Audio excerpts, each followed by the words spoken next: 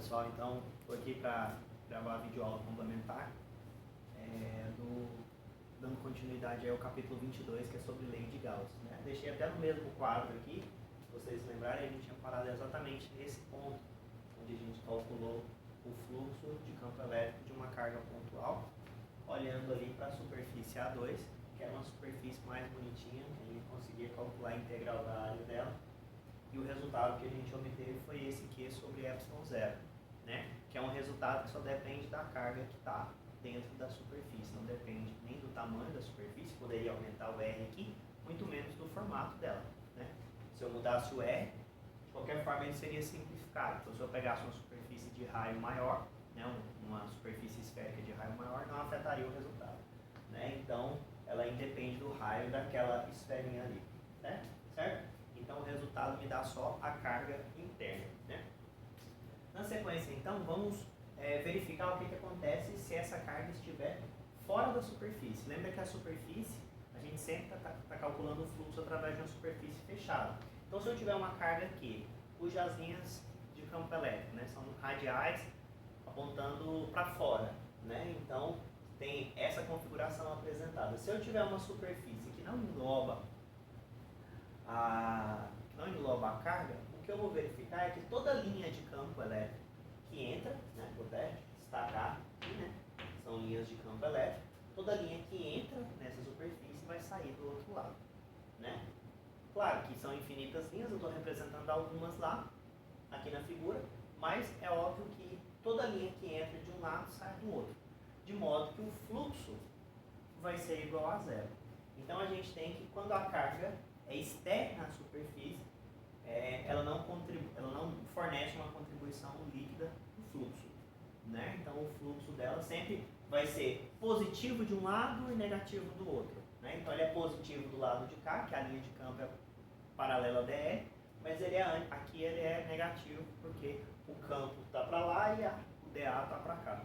Então a soma de todas essas contribuições faz com que o fluxo através da superfície A3 seja igual a zero. Okay? Sempre então que a carga está fora, o resultado aqui do fluxo é igual a zero. Tá? Então vamos dar uma formulação genérica aqui para a lei de Gauss, né? Baseado nesses resultados que a gente finalizou aqui, né, na nossa aula síncrona, e juntamente com esse resultado que a gente discutiu aqui quando a carga está fora da superfície. Para isso, então, vamos pegar aqui uma situação em que eu tenho uma superfície, duas cargas dentro e uma carga fora. A gente sabe que o campo elétrico em qualquer ponto do espaço vai ser sempre o resultante, né, a soma vetorial dada lá pelo princípio de superposição. Né? Eu verifico, num dado ponto qualquer, o campo resultante vai ser o campo gerado pela carga 1, mais o campo gerado pela carga 2, mais o campo gerado pela carga 3. Eu somo isso vetorialmente e isso me dá o campo em qualquer ponto. Sendo assim, então, vamos analisar o fluxo. Por exemplo, o fluxo da carga 1 através dessa superfície, ele é calculado como sendo o campo 1 escalar dA. Né? Assim que a gente calcula o fluxo. Só que o resultado que a gente viu ali, né, naquele primeiro quadro, né, que foi feito aí no nosso encontro síncrono, que isso aí vai dar a carga 1 dividido por ε0.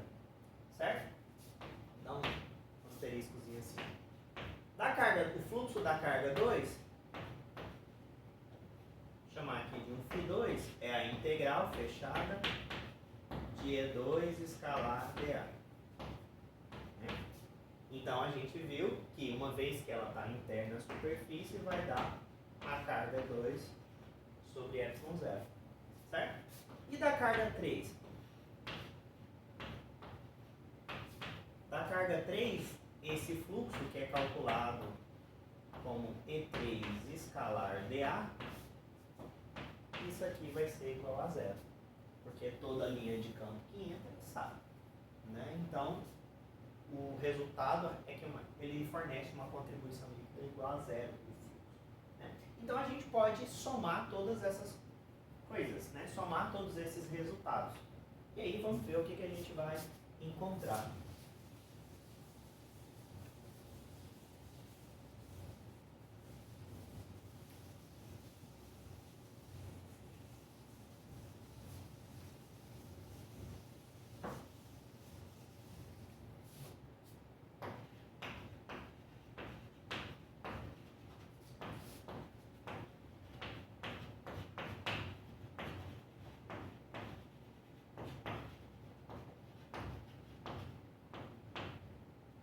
Então, se a gente somar os resultados anteriores, a gente vai ficar lá. Com a soma de φ1, φ2 e φ3, eu tenho o fluxo total.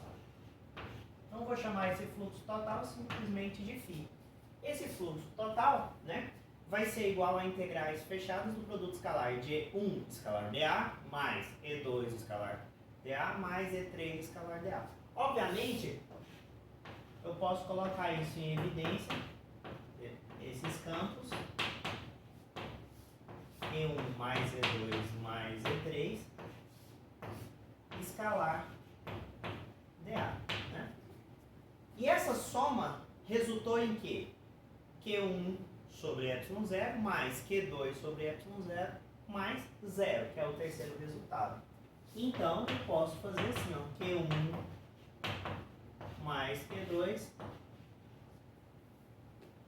sobre ε0. A gente acabou de discutir que isso aqui, ó, é o campo resultante em qualquer ponto, né? E o que é Q1 mais Q2? Eu tinha lá inicialmente 3 cargas, mas eu vejo que Q1 e Q2 são as cargas que estão dentro da superfície. Q3 é a carga que está fora. Então o resultado nos mostra que somente as cargas internas contribuem para o fluxo. Sendo assim, eu posso dar uma formulação geral aqui para a lei de Gauss, que é a seguinte, né? Que é a integral fechada. Então eu faço uma integral de superfície. Essa superfície passa a receber um nome em homenagem a Gauss. Ela recebe o nome de superfície gaussiana, né? Então eu faço uma integral de superfície de E escalar dA. Isso aqui vai ser igual à carga interna à superfície dividido por ε0. Né? Então, esta equação bonitinha aqui, ó, é o que a gente conhece como lei de Gauss. Ok? Então, essa aqui é a lei de Gauss. Integral de superfície, E escalar dA, carga interna sobre ε0. Onde essa aqui é uma superfície, tá meio óbvio que ela é fechada, né? Mas ela recebe o nome de superfície gaussiana. Então, essa é a chamada superfície gaussiana. Sempre uma superfície fechada. Ok? Nesse sentido, então, a gente vai fazer na sequência, agora, alguns exemplos, né? Algumas aplicações da lei de Gauss. Uma primeira aplicação que o livro sugere é que é possível obter a lei de Coulomb a partir da lei de Gauss, né? Aquela da carga pontual. Então, de certa forma, na verdade, ele, né, usou a lei de Coulomb para demonstrar, para obter a lei de Gauss, e mostra também que é possível pegar a lei de Gauss para chegar na lei de Coulomb. Esse exemplo eu não vou fazer, né? Vocês podem estudar aí, vale a pena dar uma olhada. Esse exemplo eu não vou fazer. Eu vou fazer um da sequência, que é um fio infinito carregado, né? E aí a gente vai encontrar o campo elétrico desse fio infinito. Esse resultado do fio infinito, de certa forma a gente não concluiu, mas é um resultado que a gente obteve parcialmente, aí eu vou discutir o restinho dele aqui, a gente obteve parcialmente quando a gente fez o caso, lá no capítulo 21, a gente fez um exemplo de uma barra de comprimento, como se fosse um fio de comprimento 2A, carregado com uma carga Q, né? Então, assim, o que a gente fez lá, vou só escrever aqui assim rapidamente, do capítulo 21, né? A gente tinha lá uma barra, essa barra tinha comprimento 2A e carga Q, e lá pegava no centro da barra, assim, ó, a uma distância x, e pedia para calcular o campo, certo? E o resultado que a gente obteve lá foi o seguinte: a gente fez muita integral para obter esse resultado, mas o resultado que a gente obteve foi o seguinte: Q sobre 4πε0x raiz de x ao quadrado mais a quadrado, e que isso aqui aponta na direção de chapéu, né? Se eu considerar, por exemplo, que eu estava calculando num ponto que estava a uma distância x, se eu pegasse esse ponto aqui, ó, só ia depender dessa distância para cá, e aí, esse campo aponta aqui no eixo x, né? Aqui eu estava o eixo x, aqui o eixo y, Mas se eu mudasse esse ponto para cá, o campo ia apontar para cá. Se eu colocasse aqui a uma mesma distância, também apontava para cá. Do lado de cá, a mesma coisa. Então, na verdade, a gente fez por causa do x, mas a gente pode pegar aquele resultado e dar uma generalizada nele. Em vez de fazer no eixo x só, a gente pode pegar sempre a uma mesma distância r. Então, aqui vira r, aqui vira r quadrado. Esse resultado a gente estudou, vocês podem avaliar aí, seja no seu caderno ou nas videoaulas que a gente fez. E a orientação aqui fica sendo r chapéu, né? Então, esse resultado a gente obteve lá no capítulo 21. O que a gente pode fazer ainda aqui é uma pequena adaptação para quando esse A tende ao infinito. A tende ao infinito, ou a gente pensa no A muito maior do que o R, talvez fosse uma opção melhor, né?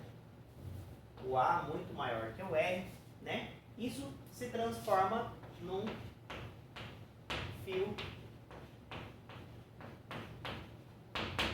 infinito, né? Como que a gente pega então, né, esse resultado aqui desse fio infinito? Como que a gente pode obter um resultado aqui um pouco mais compacto, né? O que a gente obteria pensando nessa situação do A sendo muito maior que o R? A gente pode pensar o seguinte: o A sendo muito maior que o R, esse R quadrado aqui, já que é uma soma, passa a ser desprezível, certo? Então eu desprezo isso aqui. Então fica A quadrado dentro da raiz, então fica só A, né? Então fica só um A multiplicado R e o Q lá em cima. Por que esse Q é importante? Porque a gente tem que lembrar que a densidade de carga é a carga por unidade de comprimento. E o comprimento aqui é 2A, certo? De modo que eu posso pegar o Q sobre A que vai sobrar aqui. Lembra que sobrou A quadrado, tirou a raiz, então fica Q sobre A. Então quem quer Q sobre A? Passa o lambda para lá, é 2 lambda, né? Então isso aqui vai implicar que o meu E possa ser escrito como sendo 2 lambda 4π ε0 R na direção R chapéu, né? Poderia já ter feito direto, né? Não, tá, vou escrever aqui embaixo. Que é lambda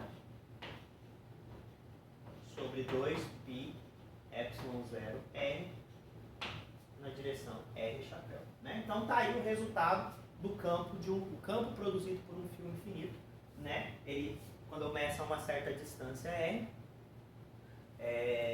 esse campo vai caindo, né, com a distância, e ele sempre aponta na direção radial. Então, se eu tenho um fio assim, pego na mesma distância, pensando numa distribuição de carga que é positiva, né? Então, do lado de cá ele aponta para lá, aqui na frente ele aponta para lá, aqui atrás aponta para cá, mas forma uma circunferência, certo? Com o mesmo R, eu vou ter um campo que tem uma simetria aqui como uma circunferência. Como o fio é infinito, eu posso mudar a posição um pouco mais para cima, né? Subo aqui um pouco, aí vai apontar para lá também. Porque uma vez que é infinito, aquela simetria de o que eu tenho acima aqui, né? Lembra que lá eu usei uma simetria, quando eu resolvi esse problema no capítulo 21, eu usei uma simetria que o que eu tenho aqui acima do eixo, eu tenho abaixo. Mas uma vez que eu tenho um fio infinito, não importa onde está essa posição, ele é infinito. Então eu sempre vou ter infinito para cima e infinito para baixo. Sendo assim, de acordo com que se eu subir um pouquinho, eu vou ter o mesmo comportamento circular. E isso vai ser muito importante na hora que a gente for aplicar a lei de Gauss. Por que a gente vai aplicar a lei de Gauss nesse caso? A gente vai obter esse mesmo resultado aqui com muito menos cálculo. Porque se você voltar lá, a gente teve que resolver uma integral que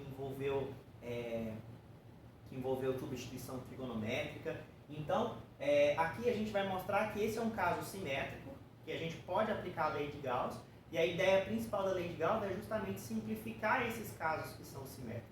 Você usa aquela simetria do cálculo do fluxo, associado com a carga interna sobre ε0, e aí a partir disso você consegue calcular o campo em 2, 3 linhas, geralmente, né? Aqui a gente fez muita conta, já tinha feito algumas contas, e ainda tivemos que fazer essas aqui para chegar no resultado que a gente precisava, que é esse resultado aqui do fio infinito.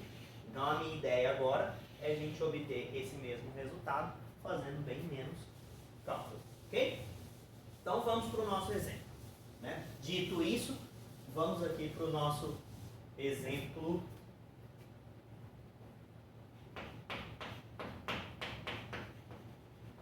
No livro, esse aqui é o exemplo 22.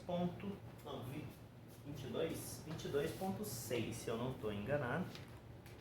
Tô com meu livro aqui, só tinha anotado, mas agora parece que eu fiquei na dúvida. Mas eu vou escrever aqui assim.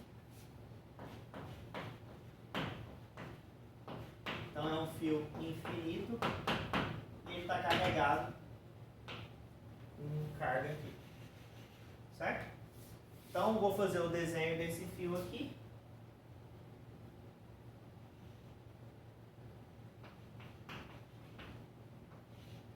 Certo? Vou pegar uma certa distância R, então eu tenho um ponto, vou chegar mais perto aqui. Então eu tenho aqui essa distância, que é a distância R. Ó. Esse tamanho aqui é a nossa distância R. Certo? Para isso, eu preciso identificar a simetria. Lembra que lei de Gauss, ela só é legal se eu tiver uma simetria do problema na qual facilita o cálculo do fluxo. Igual foi aquela escolha da superfície esférica lá, né? Quando a gente pegou aquela carga, a gente pegou uma carga pontual, a gente viu que eu poderia calcular o campo pegando só a esfera ou qualquer outro formato de superfície, mas que na esfera era muito mais fácil. Aqui tem que ser a mesma coisa.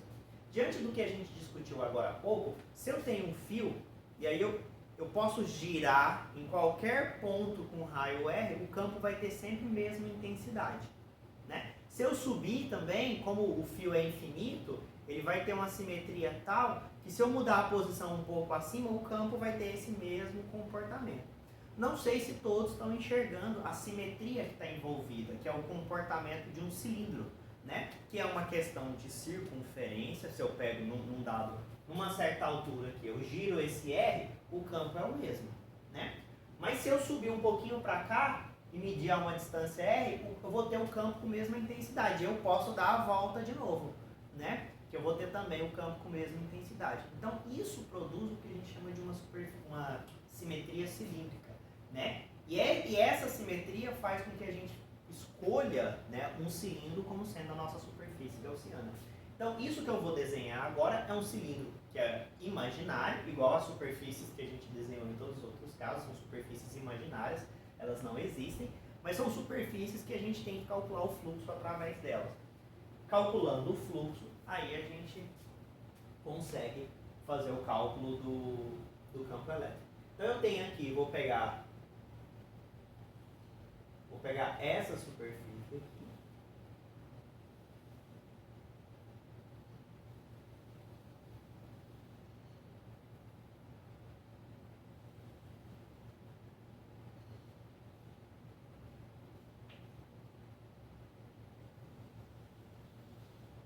Então, esse de amarelo é a nossa superfície gaussiana. Lembra que é uma superfície imaginária, né? Se eu pego nesse ponto aqui onde está desenhado, ó, o nosso campo E aponta para cá. E o nosso elemento de área, lembra, ele sempre aponta para fora da superfície, é sempre perpendicular e aponta para fora da superfície. Então ele está aqui, ó. Né? Então se eu penso nesse ponto aqui, os dois vão ser paralelos. Né? Então nessa superfície, de acordo com o que eu for girando, qualquer ponto que eu considerar E e DA, o E fica constante, então é interessante, ele cai fora da integral, e ele é paralelo ao DA, de modo que o produto escalar lá já vai, o ângulo vai ser sempre zero, cosseno igual a 1. Né? A última coisa que eu tenho que definir aqui é porque uma vez que eu chamei esse cilindro aqui, eu tenho que dar um tamanho para ele, né? Então eu vou chamar esse tamanho aqui, ó, de L. Né? Aqui já tem o raio, então esse raio é R, mas ele tem também um comprimento L. Né? Essa escolha desse tamanho arbitrário, vocês vão ver que não vai influenciar nos cálculos. Tem que ser uma superfície fechada. Então aqui eu tenho o topo, a base e a área lateral. Então eu tenho que calcular o fluxo através dessas superfícies. Né? Só que no topo e na base vai acontecer uma coisa bem legal. Então vamos lá. Primeiro, o fluxo total é igual ao fluxo no topo mais o fluxo na base mais o fluxo na área lateral. Vou colocar assim. Certo? Então esse é o fluxo total. Só que quando eu calculo, por exemplo, o fluxo no topo, o que acontece lá no topo? Se eu pego um elemento de área qualquer aqui, ó, no topo, esse meu elemento de área, ele vai apontar para cima. Lembra que ele é sempre perpendicular à superfície. Só que se eu pegar nesse ponto onde eu estou calculando o DA, para onde aponta o meu campo elétrico? Ele aponta para cá, ó.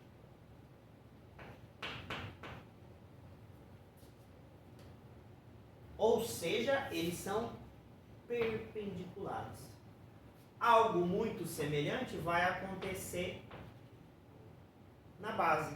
Eu tenho o DA apontando aqui, tenho o E apontando para cá, certo? Vou colocar menorzinho para ficar mais parecido com aquele lá. De modo que eles são perpendiculares, né? Então o que vai acontecer? Isso vai fazer com que o fluxo no topo e o fluxo na base sejam iguais a zero.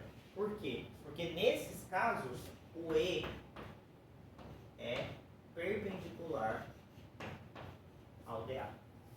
Então eu não vou ter que calcular o fluxo nesses dois pontos. Fica só o fluxo da área lateral, né? Então o fluxo vai ser só na área lateral. E como que eu vou calcular? Integral é uma integral fechada. Essa soma dá integral em toda a superfície. Mas aí no caso aqui passa a ser só da parte lateral, certo? Então é o campo vezes a área, escalar a área, desculpa, né? Pensando aqui só na área lateral. Esse campo é constante, cai fora da integral. Primeiro, eles são paralelos, né? Em todos os pontos eles são paralelos, então o produto escalar que está aqui vai dar sempre 1, né? O cosseno vai dar sempre 1, desculpa. Então o E, aí já tira a parte vetorial, né? Já realiza o produto escalar. O campo é constante, cai fora da integral, então fica só uma integral da área. Que área? A área lateral.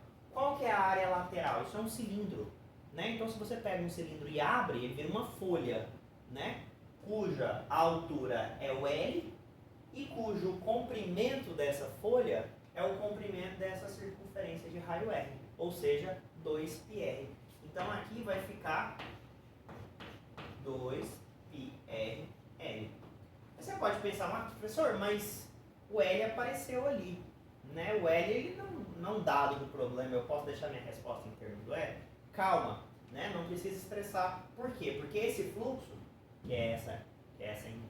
que sobrou só essa integral aqui, na verdade era essas três, mas sobrou só essa, ele vai ser igual à carga interna sobre ε0, né? Então a gente ainda vai ter que fazer essa substituição para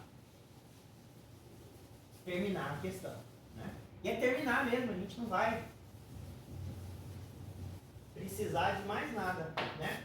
Se a gente lembra aqui então da lei de Gauss, ela me dá a integral fechada na superfície de escalar dA, isso é a carga interna sobre ε0. Essa integral já deu E vezes 2πrl. E quem é a carga interna? Lembra que a carga Q ela está uniformemente distribuída ao longo desse fio que é infinito, né? Mas ela tem uma densidade lambda, né? Que pode ser escrita como um dq dl, ou a carga que está nesse pedaço, que acho que eu já vou escrever assim melhor, né? A carga que está nesse pedaço é a carga interna sobre o comprimento desse pedaço que é L, né? Então quem vai ser a carga interna é o lambda vezes L, né? Uma vez que essa densidade é uniforme, a carga, eu posso pegar qualquer pedaço do fio, pegar a carga daquele pedaço dividido por aquele pedaço, né, pelo tamanho daquele pedaço, vai ser sempre igual a lambda. Então, nesse sentido, se eu estou olhando a minha superfície gaussiana, é só isso aqui, eu vou ter que olhar só para a carga que está aqui dentro. Então, é a carga correspondente a esse comprimento L. Então, a carga que está aqui é esse L vezes o lambda. Então, aqui vai dar lambda vezes o L sobre ε0, né? Então, ó, o L vai embora, E o meu E vai ficar simplesmente lambda 2π epsilon 0 é.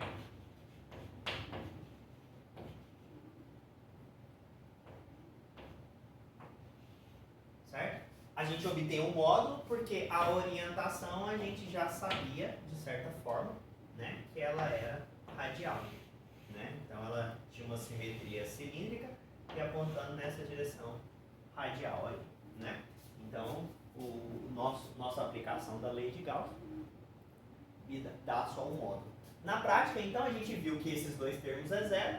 A aplicação para o termo da área lateral, com 2, 3 linhas, a gente resolve e obtém um resultado. É legal, mas a gente tem que lembrar que a gente só consegue fazer isso para simetrias, né, para os problemas que oferecem a simetria. Por exemplo, nesse mesmo caso, se eu considerasse o fio finito não oferece a simetria. Ou seja, para resolver o fio finito, né, a carga distribuída sobre um fio de tamanho, né, uma barra ou um fio de tamanho 2A, o resultado tem que ser via integração, lá na lei de Coulomb. Agora, se eu penso no caso infinito, tem uma simetria cilíndrica tal que me permite usar a lei de Gauss e obter o resultado em poucas linhas. Tá bom? Depois eu vou fazer, né, eu vou gravar uma outra aula ainda, fazendo pelo menos mais um ou dois exemplos, mas a aula de hoje eu vou encerrar, essa videoaula de hoje eu vou encerrar por aqui, tá bom? Então fica aí, bons estudos para vocês e até